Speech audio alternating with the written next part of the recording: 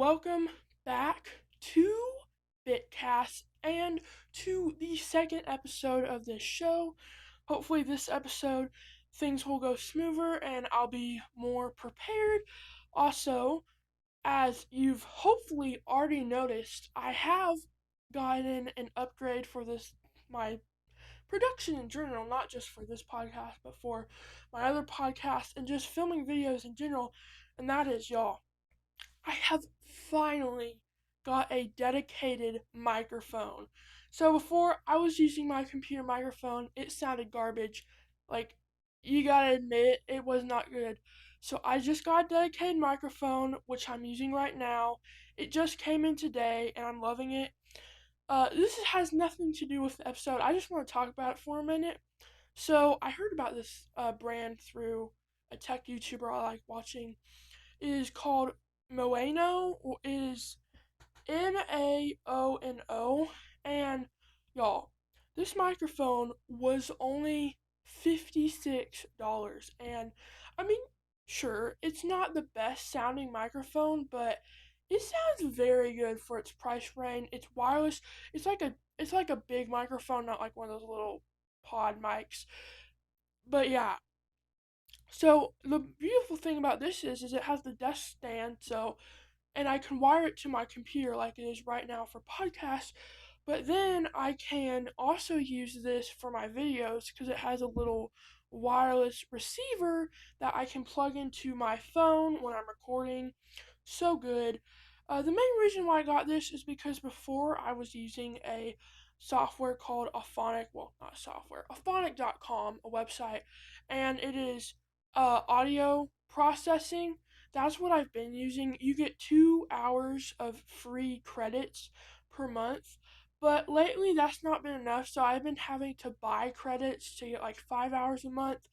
So I figured, you know what, I might as well just get a good sounding dedicated microphone for all of my stuff. So that way, it's a one time purchase and I don't have to keep buying Auphonic credits because, it can rack up quickly, especially if you're having to do it every month. So, just a quick update out there. So far, I'm really liking it. Of course, I've only had it for one day.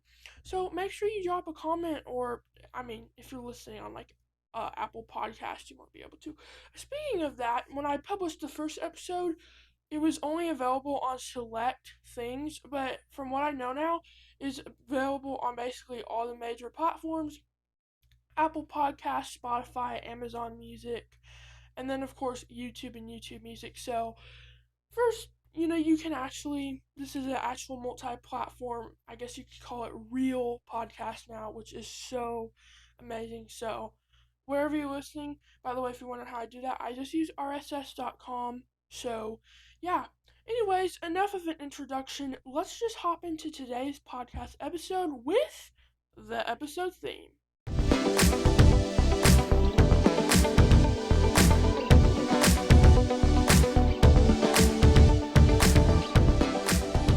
Alright, everyone, so we will be going over and recapping the Nintendo Direct Partner Showcase we had on Thursday and go over the Nintendo financial reports and then end off the episode with just a few small tidbits of Apple news.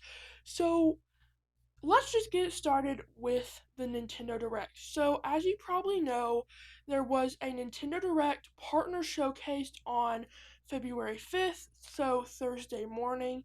Now, as you also probably know, if you haven't seen my community post, I will not and did not do a reaction. I actually did do a reaction. I got up at 7. It started at 8 in my time zone. I did the reaction, but I had a glitch inside of Final Cut where it wasn't exporting. This is a glitch I've had before, but it hasn't happened in like over a year, so I was very upset that happened again.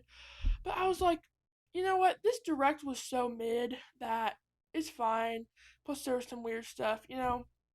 So, you know what? We're just going to recap this direct in the podcast. In fact, I was considering not even doing this podcast, recapping the direct, but I was like, well, there were some other topics, and I also kind of wanted to test out my new microphone with this podcast. So, I ended up doing the podcast. So basically, how this is going to work is I'm just going to recap and go over the top games we got in this direct. And these games are like the biggest games, but they're games that I was a little interested in. Now, don't take that as in every game on this list I was interested in. Some of these games on this list are rated mature and that I wouldn't even play even if I was interested in them.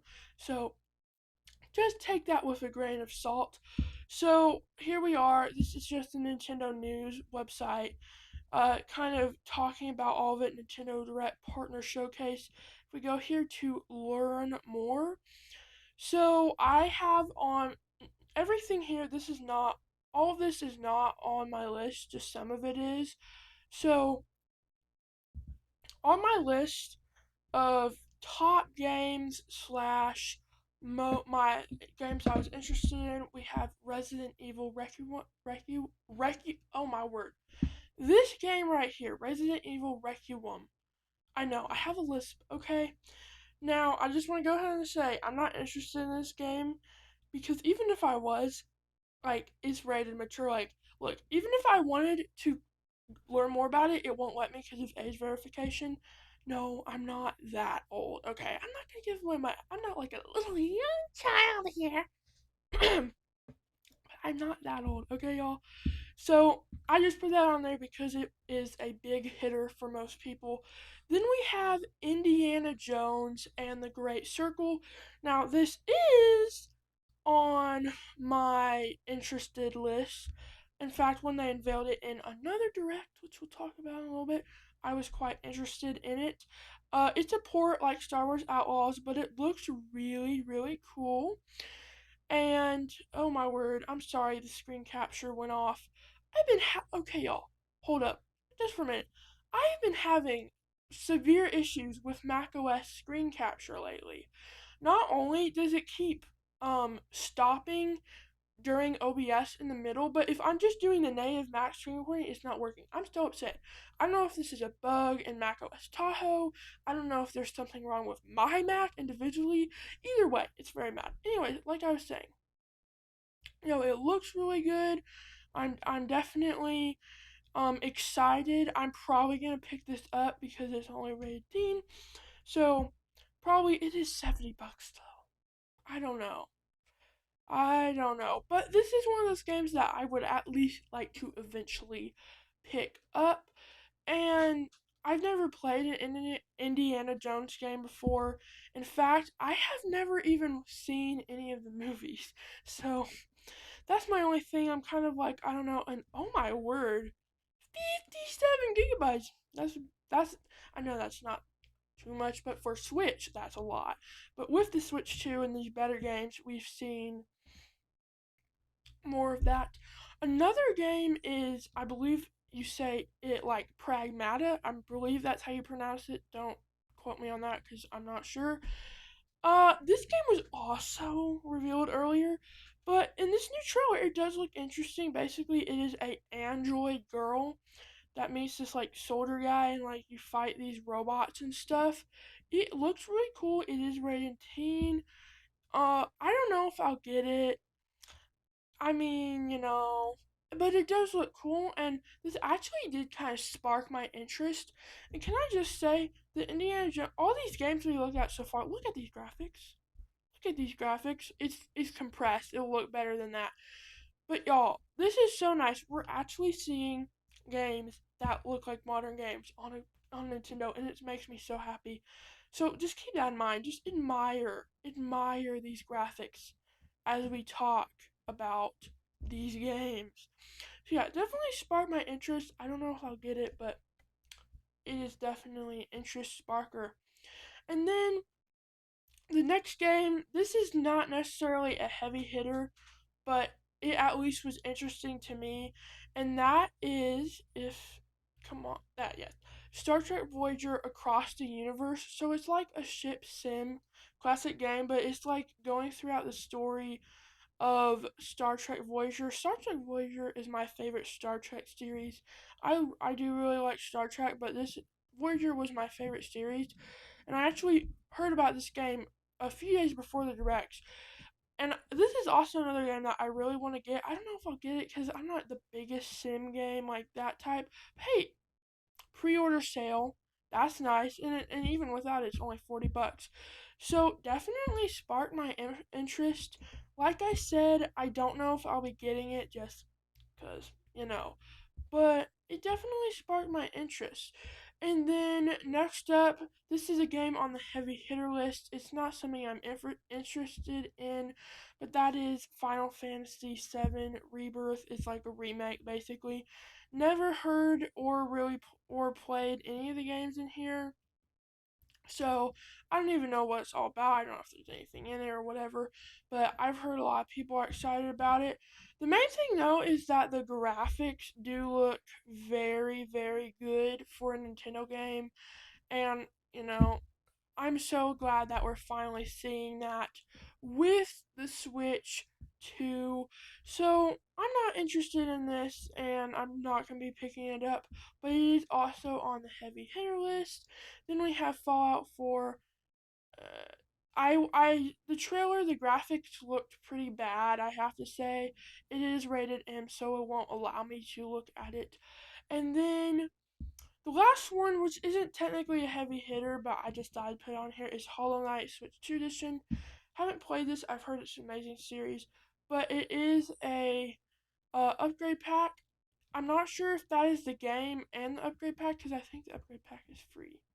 But yeah, I just thought I'd put that on there. So yeah, those are basically all of the heavy hitters from the direct and or games that I was interested in. And you've probably heard people are saying this has been the worst direct ever. And let me tell you, when I came out of this direct, I gave it a 2 out of 10. Now, but I will say, as I've, researched and gotten ready for this podcast, it's kind of got out because, I mean, some of these games really sparked my interest and they look like high quality, good games. But here's the deal. Almost all of those games I just talked about have either A been featured in a previous Nintendo Direct or we already knew about officially confirmed. Resident Evil Requiem, you know what I'm talking about. That was featured in the September Direct. Indiana Jones and the Great Circle, also featured in the General Direct. Pragmata, also featured in that General Direct. Star Trek Voyager's Unknown, which was one of mine, that wasn't featured before. Final Fantasy VII Rebirth, also featured in a Direct. Fallout 4, I think it was, but I'm not 100% sure. And Hollow Knight, Nintendo, sorry about the list, Nintendo Switch 2 Edition wasn't. So only two to possibly three games out of that list we have either not known about. Well, actually, that's false because the Star Trek game we knew about it. It was on Nintendo's website.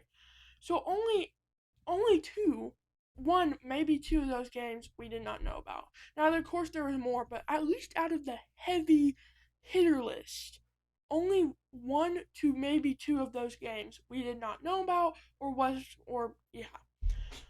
So that's the main thing. Now, yes, we did get some release dates. Like, for instance, we did get a release date for Indiana Jones and the Great Circle, and I think a few others. But even then, I was shocked at the amount of games that they showed off that did not have a release date. So, I think that is why this Direct has been so negatively received. But then again, there has just been so much negativity against Nintendo lately that is uncalled for. There's been like Nintendo Land put out a video about that, and he's made several posts. I honestly hate just spreads, and it does. It is great degrading, and I really hate it. So I hate. I hate y'all. Um, but honestly, looking back, if we did not know about any of these games before, I could say this Direct was a pretty good one. We still didn't get Expedition 33 or Call of Duty or the Halo game like I was hoping we'd get some of those. But yeah. But I do have to take into account this information. And I have to say, not that I want to spread negativity, but I still think this direct was a very boring direct. I was excited going into this partner showcase. Like, normally I don't get excited for partner showcases. Like that one we had last year, I wasn't excited. But this one, I was actually like a little bit of hyped going into it just because I was thinking, oh, maybe we'll get Jedi Survivor for the Switch too. Oh, maybe we'll see these new Microsoft games and Halo and Call of Duty and all of these other games. And I was also just like, I want to see some really cool, interesting third party games. Now, don't get me wrong, there were several third party games that, even though they weren't revealed before, they spiked my interest into this direct, but we didn't get any. Basically, we got very few of the expected big hitters. And most of the big hitters, like Indiana Jones, Resident Evil, all these other ones, were already featured in a previous direct, and we already knew about them. In fact, um, Final Fantasy VII Rebirth, I genuinely thought that game had already come out because I had been seeing people talking about pre-orders ran out or orders ran out, and like this game is selling so well, and I was like, it's not out yet. Like what? So it's safe to say that that was the main plague of this direct. That is what led this direct to be so negatively received. And I definitely went out disappointed. Like I said, I'd probably give it a 3 to 4 out of 10 after, but I still don't think it was like a horrible direct. I know it's like I'm saying it's a horrible direct, but it's not a horrible direct. It's complicated, y'all. But I still am glad we got this. Now, Nintendo, I believe I said this last podcast episode. Nintendo has to have a general direct either at the end of February or early March. They have to. This is literally Nintendo has to do this. Nintendo needs to show off heavy hitters. And at this general direct, if they do, they have to show off the next 3D Mario. Because, I mean, we'll talk about the sales. And actually, a lot of these people have been negatively positioning everything, and it turns out a lot of that is fake. But Nintendo still needs, they have to have a big general direct, like I said, and they need and have to have a big 3D Mario reveal in that direct. But thankfully, the first part of the rumors we talked about in the last podcast episode were true. We did end up getting a partner showcase on February 5th, the exact leaked date. Which means, hopefully, the rumor about having a general direct either on the third week of February or in early March will also become true. But I mean, come on now. A big general direct around Mario Day time with a big fat 3D Mario unveiling? That would hit hard. Like, that would hit so hard. Oh, that's all I'm saying. If Nintendo does that, oh my goodness. I mean, think about it. If Nintendo has a big general direct, and literally, I think if Nintendo had a big general direct, or a general direct, and I can't say big because of what I'm about to say, they had a general direct, and literally all they showed was the next 3D Mario, I would be satisfied. I would be raving. I would be raving about Nintendo. And I think a good bit of other content creators and just people in general would also be raving about Nintendo if that happened. So, you know what? I'd be happy if on the third week of February they announced the direct and they were like, so this direct is a game specific direct, but we're gonna put a little big like question mark. So it's a mystery game specific direct, and that direct was all about the next 3D Mario. I would be screaming my lung out. I would be so happy. I would be overly satisfied, overly content with that. So Nintendo, if you're listening, that's all you have to do to satisfy me, and I think that's all you have to do to satisfy other. Do we need more than that? Frankly, yes. But is that what would satisfy me? Frankly, yes. So, come on, Nintendo. You need to do that. So yeah, that was our recap of the Nintendo Direct. Overall, a disappointing Direct, but there is still hope in the air with these rumors, and I pray that they become true. Hopefully Nate the Hate corroborates it. I know I'm not pronouncing that right. Okay, give me a break. I have to buy play. I don't even know if you're mad at me at that. I'm just assuming you are. I probably shouldn't do that. You know what I mean? But I really hope he corroborates it. I know again because then it'll probably happen because he got the Switch 2 reveal date right, and now he has like this perfect track record. I'm gonna make a prediction though. You're hearing this today from me, prediction. At some point in the next like 1 to 2 years, Nate the Hate is gonna fall off, and he's gonna all of a sudden have a absolute horrible track record, and no one will trust him anymore. That's all I'm saying, y'all. That's all I'm saying. It's gonna happen at some point, maybe not in that time frame, but y'all, it's definitely gonna happen at some point. I don't know. I don't know. It's just, I mean, like, how long can this perfect record be going? You know what I mean? Like, I don't know. Alright, so moving on, we are going to look at the Nintendo Financial Report. Now, in the past like 2 or 3 months, you've probably heard a lot of negative news. Switch 2 has been falling off on sales over the holiday, and it's the worst selling thing ever, and sales are just horrible, and Nintendo's dying, and the end of Nintendo is near, and they're in, and well, it turns out that that is not the case, and actually Nintendo has been cooking with the Switch 2 and even the Switch 1 original still. I mean, yes, the sales were down, but they were still cooking, okay? So, let me pull this up and restart my screen capture because it stopped working again. Okay, here. Let me restart it. Okay, look at this. So, this is as of December 31st, 2025. Y'all, the Switch 2 has sold 17 over 17 million units in 7 months. That is crazy. That is unheard of. And that has now officially made it the fastest selling video game console ever in history. Y'all, yes. That's right. The Switch 2, Nintendo's winning here. Like they're hitting hard. Like people are like, the Switch 2 is doing terrible. 17 million units in 7 months. Fastest selling video game console ever? What are you talking about? And then for hardware, we also got 37 million units. I feel like I'm losing my voice. That's also very good. And y'all, let's look at the original Switch. 155 million units. This is a huge milestone because this now means that the original Switch is now the best selling Nintendo console ever in history.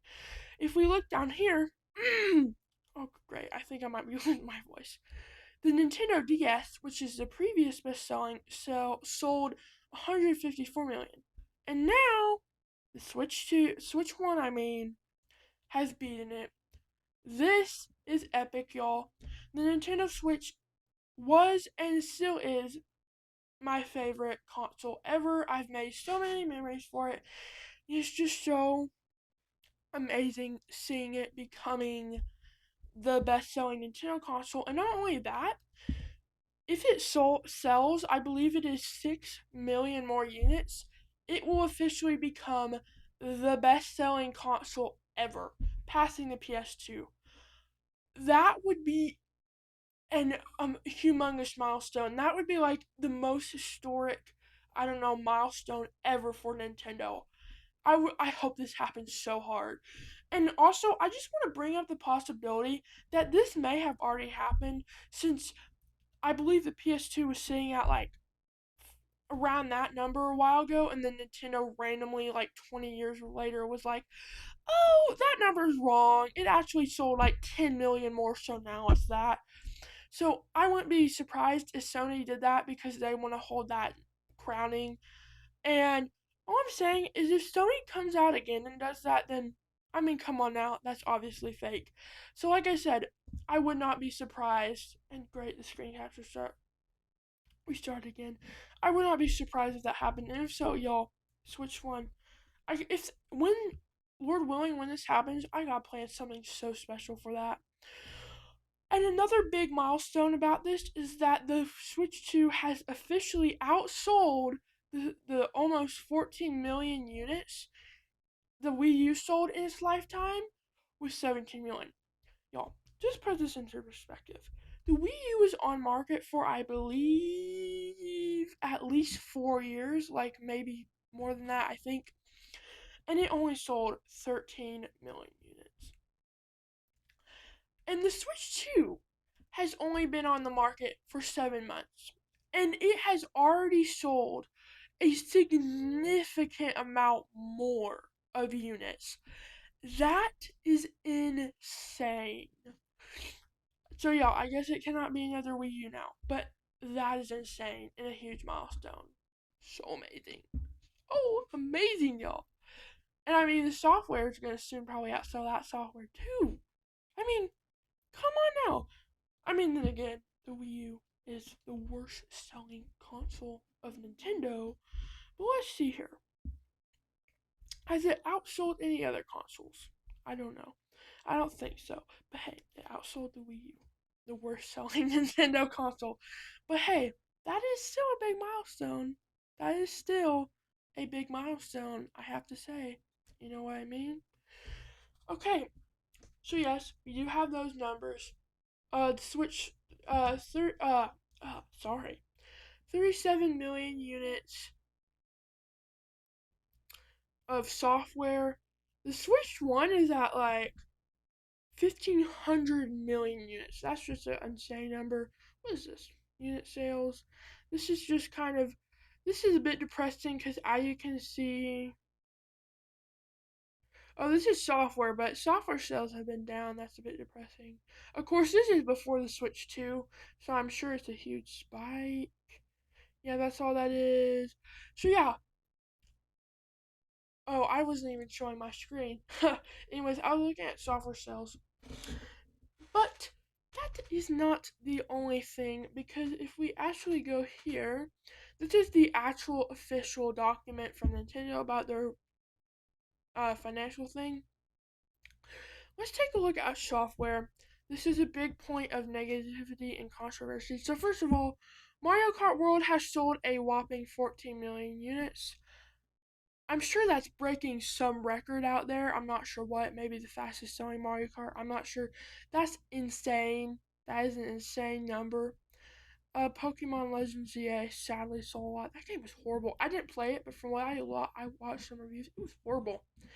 And then Donkey Kong Bonanza, 4.5 million, 4.25 million. It's just sold more, but I have to admit, it didn't connect with me as much as 3D Mario, so I think we just have to expect that. And y'all should go check this out for yourself. You might have to be digging because, what is all this? Like, what's this? Dude? Like, what in the world? Like, what currency? I mean, it's just obviously yen, but like, I don't know what all this means. But what? I don't know what this means. Yeah. Anyways, it's selling more. It's selling more than Switch, whatever. Yeah, fastest selling released by Nintendo today, but it's also the fastest selling in general. Now, I don't have the exact list here because I digged and I couldn't find it, but there was a list of the best-selling Nintendo games, and the deal is that the game has to sell at least 1 million units to qualify for it. And sadly, Metroid Prime 4 Beyond did not.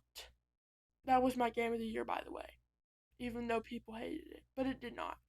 And this has distraughted and left Nintendo fans very upset because if it gets enough sales, there's a possibility that Retro from the start will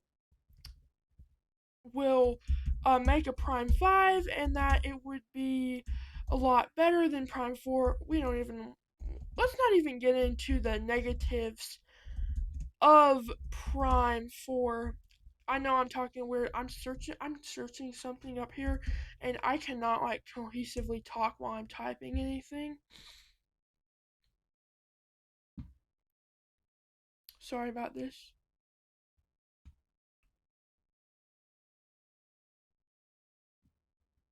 Um okay, so I'm not too worried about this. And this is because, well, beyond the fact that, okay, let's just consider here. The game has not has because these numbers are not as recent, they're from December 31st. The game had not even been out for a month at that point, which means there is a lot that there's not like that. For it to sell 1 million in a month is actually extremely amazing for a Metroid game too. I think. I don't know. I'm not the best at sales figures. Okay, y'all, bear with me. But it's only been out for a month, so to me at least, 1 million a month is actually amazing. And also, this threshold has to be either on a Switch 1 or 2. It can't be combined. But there has been new information that has come out saying that combined, it has sold at least over 1 million. Now, Nintendo came out about this apparently, from what I know, and I think this is a statement. They were very slight about it because, Nintendo. But making Nintendo seller list for the period ending December. Oh, yeah. Okay, that's not even the right quote. I just pulled this up. But if we look here,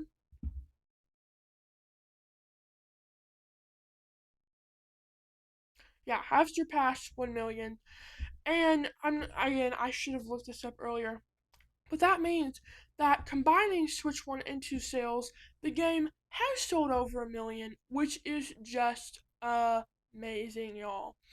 I don't get I mean, I'm honestly not worried. Now, if we don't see it in the next one before the end of the physical year, then I will be a little concerned. But then again, it's Metroid, so sadly, it is a niche franchise, sadly. Which, so it's not going to sell as much, sadly, but, it is what it is here.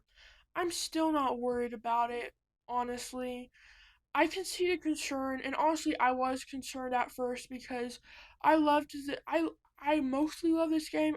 There's definitely parts I didn't like, and even some parts I hated. But I at least wanted it to sell enough so we could see a Prime 5 because I'm all for Prime 5 as long as it's developed by fully retro studios and maybe Nintendo actually takes some user feedback here. I mean, come on now. So I really want it to sell goodly. So hopefully, if all this is true, it has sold over 1 million and will continue to sell well. And hopefully, it will entertain or catch the eye of people who have never played a Metroid game. Because I know, honestly, I think most of the hate has come from Metroid fans or people who've already played. It's a mixed game because I mean, for Pete's sake, even Arlo said he likes it. He said he hasn't finished it because he's scared because he thinks it'll get bad. Which but it's mixed. There are hardcore Nintendo fans that love this game, and then there are hardcore Nintendo fans that hate this thing so much they would like burn down the entire headquarters of Nintendo and their studios. I mean, it is a humongous range. So it's just a mix. Like I feel, but problem is that our modern day media only promotes like negative and drama. It's like, come on now, we need some positivity, especially in the world we live in right now. I mean, come on with these prices. I mean, come on, y'all. So I'm not confirmed. And that does it for Nintendo news. But to just wrap out the episode, we do have a few small Apple things to talk about here. And again, I failed to pull up the website, but thankfully there's not much to type in here. You know what? Let me actually go to the Apple newsroom for this. Apple service? Oh. What in the earth? Okay. Okay, here we go. All right. So, we have two new things to talk about. One is the new AirTag 2. So I think that this actually came out before I made the last podcast, but I failed to talk about it. Come on now. Anyways, yes, Apple has now officially announced, or not released, because I believe it's out now, the AirTag 2. And what's new? Not much. But what is new is actually pretty amazing. First of all, it's the same price. Let me find the part where about this. Oh, let's see here. Where is the speaker? Uh, okay, here. I don't know, honestly.